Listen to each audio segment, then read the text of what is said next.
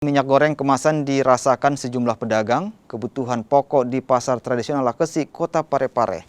Menurut pedagang, kelangkaan minyak goreng di pasaran diduga ada permainan dari distributor.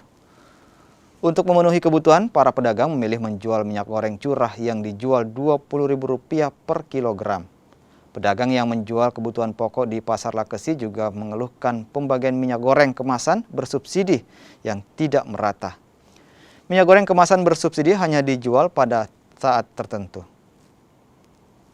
Nah, belum saja ada minyak. Nah, bagaimana cara aku mau tanya kayak itu nanda ada di minyak aku jual saya. Oh, langka ya, Bu? Iya, iya. Terus ini, Bu, Turun, kalau ini minyak curah nah belum diturun. harganya minyak curah berapa? Harganya minyak curah sekarang aku jual kali Rp20.000. Rp20.000 per kilo. per kilo. Iya. Berarti per kilo. itu alternatifnya warga masyarakat Parepare minyak curah. Minyak curah ini bukan minyak minyak 20. Bu, apa? Keluhanku saya, kenapa itu pembagian minyak tidak merata? Nah, kenapa ada yang dikasih, ada tidak? Maksudnya ada di pedagang ini? Ya, di pedagang kami penjual-penjual lah. Oh, satu orang menjual minyak?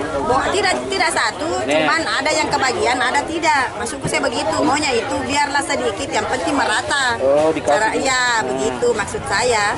Karena kami kasihan seperti kami ini kan tidak menjual minyak, karena kami tidak dapat yang murah. Kan orang cari yang murah kan. Harapan saya supaya pemerintah bisa meratakan minyak lah. Yang dikasih kayak kami ini pedagang-pedagang kecil kan harus merata pembagiannya.